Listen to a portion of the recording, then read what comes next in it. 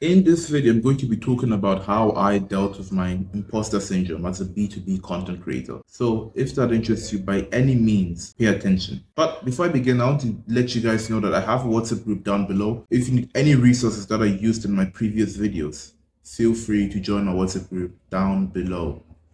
So imposter syndrome as a B2B content creator. Most of us have dealt with it. Most of us still have it. So let me show you how I deal with it. So it may enlighten you. So this video is for you if you feel like you're deceiving your audience. You're deceiving your audience through your B2B content. Then I made this video specifically for you. So as a B2B content creator, I have dealt with imposter syndrome. And yeah, it sucks. It does. But before I begin though, I want to share with you guys a quote from Alex Emozi. So the quote goes like this: "You're not struggling from imposter syndrome. You're a student pretending to be a teacher." No student says that they feel like a fraud for trying to learn. You're a fraud when you get up to teach a class when you've never done it. Alex Emozi. For instance, when I was making short form content back a few months ago, I was going to say back in the day, I was talking about strategies on how you can grow your following and close more deals through short form content. But I'd never done it. I was copying other people's scripts. I was changing the words a little bit, but still, it was probably still 96% the same thing, hoping that I'd go viral. In fact, my first ever Instagram post, my first ever Instagram post is still up to this day. It's about how to go viral, while I'd never, ever gone viral. I mean, yeah, sure, a client of mine at the time had a few thousand views on the video, but still that I hadn't. Like, I wasn't directly responsible for that. But still, I wasn't qualified to talk about how you can go viral. The bottom line is I was sharing stuff that I'd never done. I was trying to teach people how to get a certain success that I'd never achieved. I was that student pretending to be the teacher. So you may ask, Nathan, how did you continue to make content? I continued to make content by making content about stuff that I've done, stuff that I'm going through, and stuff that I'm learning, strictly about that. And I did that in the most transparent way possible.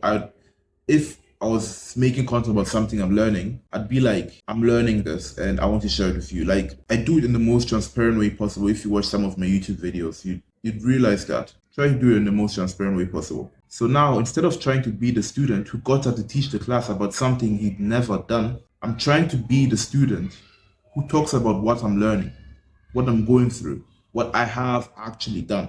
But still, this wasn't enough. This wasn't enough to subdue that feeling of imposter syndrome I had. So sometimes I feel inferior to bigger personal brands, bigger, more established personal brands. Sometimes, I feel inferior to them. Being an imposter, I try to assess the feeling anytime I feel it. I ask myself, am I qualified to share what I'm trying to share in this video, right? I ask myself, like, am I qualified to share this piece of insight? Have I done it? Am I going through it? Am I qualified? Or am I feeling this way because I feel like I'm copying another bigger personal brand? So in order to, totally subdue that feeling of being an imposter, I try to assess the feeling anytime I feel it. I ask myself, am I qualified to share what I'm trying to share in this video, right? I ask myself, like, am I qualified to share this piece of insight? Have I done it? Am I going through it? Am I qualified? Or am I feeling this way because I feel like I'm copying another bigger personal brand? If I answer no to this question and I answer yes to this question, I'm still going to post the video. I'm still going to make the video because there's nothing really bad about copying another bigger personal brand. If I watched a Serge Katari video and I liked the piece of insight that he shared and I shared with you guys, I have done nothing wrong. And I do feel like an imposter when I do that, but I don't think, rationally thinking, I've done nothing wrong. It's a really good piece of insight and I need to share it with you guys. So yeah, this is how I deal with imposter syndrome as a B2B content creator. If this is your second or more video and you find my content valuable, I'd really appreciate it if you subscribed.